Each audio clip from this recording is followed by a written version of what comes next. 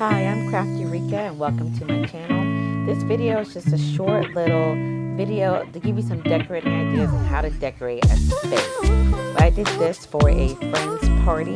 We wanted to go with a garden theme, so we used some paper flowers and some butterflies and beautiful tulips and peonies just to give the space a nice springy look.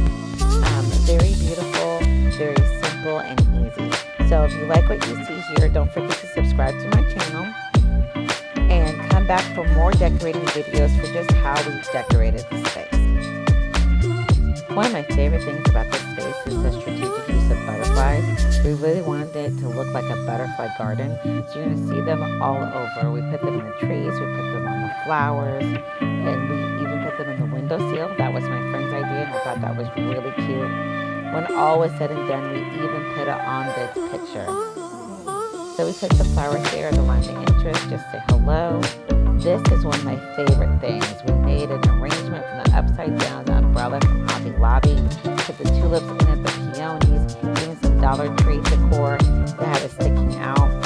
All in all, we're very, very pleased with how this space just came together.